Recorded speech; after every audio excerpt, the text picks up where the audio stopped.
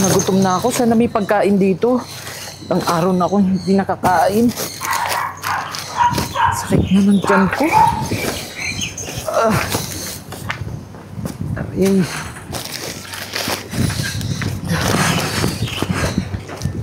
Kuya, ito po. May barya po ako. Sa'yo na po ito pambili mo ng pagkain. Talaga po? Opo.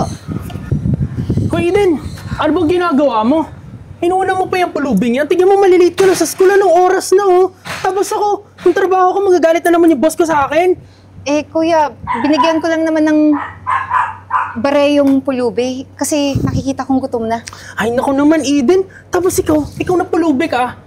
Wala ka bang ginagawa sa buhay mo? Tignan mo, ang dungis-dungis mo. Sa basura ka lang tumitingin ng pera. Naghahanap ka ba dyan ng pera? Tingin mo, mapapakain ka niyan. Yayaman ka yan sa pamumulubi mo. Tara na nga, Eden. Ano ba yan? Tara na. Kuya, ano ba? Ano ba yan?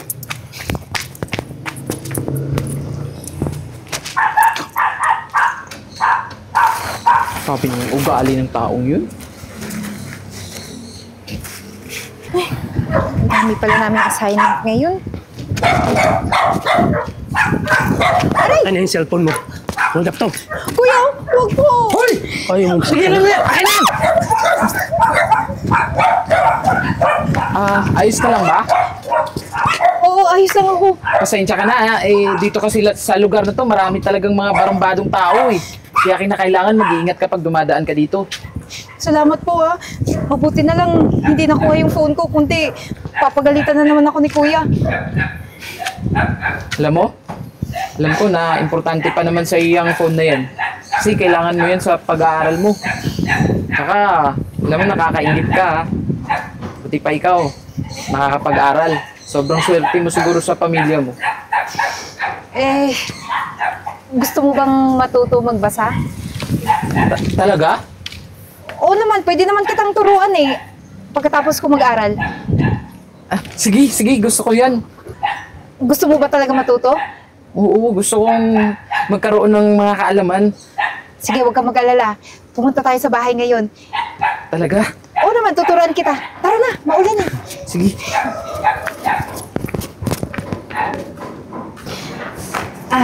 Nga pala, nakalimutan kong magpakilala kanina. Eden pala yung pangalan ko. Ikaw? Ako po si Jay. Jay. Ito pala, ang tawag dito laptop. Tuturuan kita kung paano to gamitin. Ito. Pwede ko bang hawakan? Sige pa. Ayan, pindutin mo lang to para mag-on. Gagamitin natin yung Microsoft Word, tapos doon ka magta-type ng kahit anong letters. Pwede ko ba subukan? Oo naman. Sige, punta tayo sa Microsoft. Eden, ano to? Di ba siya kanina? Ba't pinapasok mo yung pulubi na yan, ha? Kuya, Bahay natin to! Ha? tinuturuan ko lang naman siya, kuya Tinuturuan ng ano? Anong tinuturo mo dyan? Ha? Hindi nga. Alam mo, hindi matututo kahit anong ituro mo dyan kasi pulubi yan. Ikaw, pumayag ka pa talagang pumasok dito sa pamamahay namin? Inututo mo pa tong kapatid ko? Ha? Kuya, ano ba? Wala naman siyang ginagawang masama. Ba't sumasagot ka na? Ha?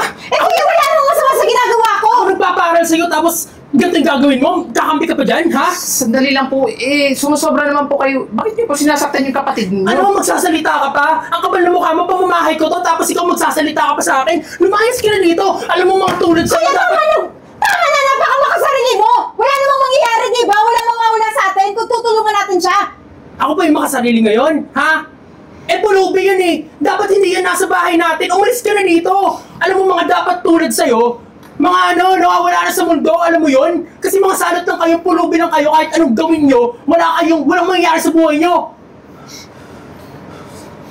Kaya lumayas ka na. Makita pa kita ulit, ha?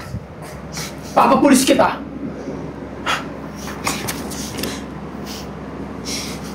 Sumusobra ka na, kuya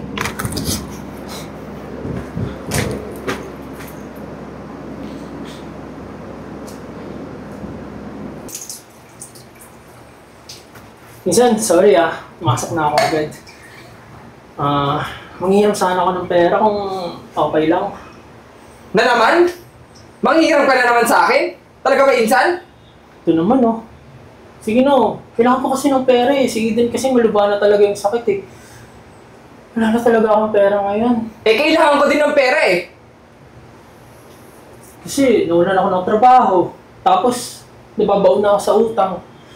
Sige na Insan, oh. Kailangan ko talaga ng pera eh. Hindi ko na problema yan. Palamunin ko ba kayo ni Eden, ha? Hindi naman sa ganun. Kailangan ko lang talaga ng pera ngayon. Mababayaran ko naman yun kapag makabalik ako sa trabaho eh. Sige na. Naku, Insan, alam mo, punong-puno na ako sa mga ganyan mo. Saka, ang dami-dami mo pang utang na hindi nababayaran sa akin, no? Nakakaya namang maningil sa'yo. Mababayaran ko naman yun eh. Sige na, please naman oh. Insan. Naku, saba ka na lang. Sige, salamat na lang.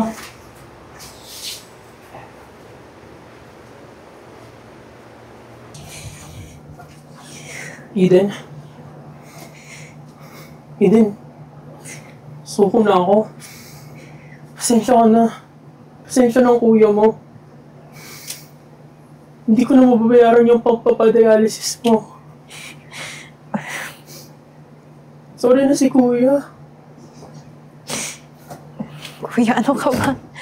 Bakit ka nagsusorry? Alam ko naman eh, ginawa mo yung lahat para mapagamot ako, di ba? Tsaka, tanggap ko na kung mawawala ako. Hindi mo naman sabihin yan. Hindi ka mawawala. Kuya, huwag kang mag-alala. Sorry na, Eden. Nagkulong yung kuya mo. Sorry na. Kuya, hindi ka nagkulang. Hindi ka mawawala. Huwag mo nang problemahin yung bayarin mo dito sa ospital. Dahil wala ka nang babayaran. Pero Dok, hindi na po talaga namin kaya magpagamot eh. Wala na po kaming pera. Babayaran ko na. Paano nangyari yan? Bakit yung po kami tinutulungan? Sino ka po ba? Siguro hindi din ako natatandaan. Pero yung tulong na binigay mo sa akin dati, at yung malasakit mo, hindi ko yun makakalimutan.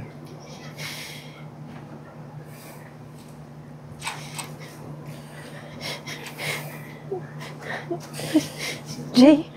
Siguro, kaya tayo pinagtagpo ulit kasi ito na yung panahon para makabawi ako sa'yo. Jay, ang laki ng pinagbago mo.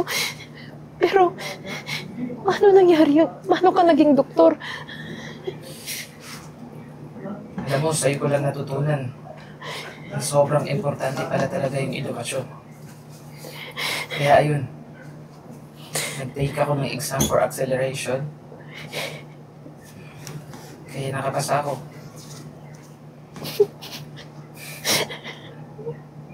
Jay, Doc, maraming salamat. Itong loob namin ang buhay namin sa'yo. Walang anuman yun. Tsaka isa pa, ito na yung panahon para bumawi ako sa'yo. Doc, patawarin mo ako sa mga nasabi ko noon. Sana mapatawad mo pa ako. Alam mo, hindi pa naman huli ang lahat eh.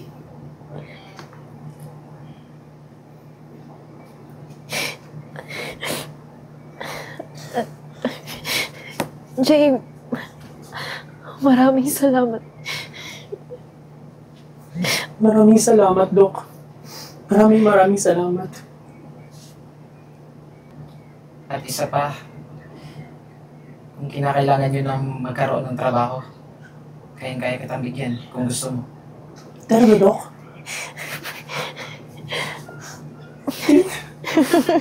Sobrang sayo ko. Sobrang sayo ko, Eden. Salamat, Doc. Salamat talaga, Doc. Salamat talaga, Doc.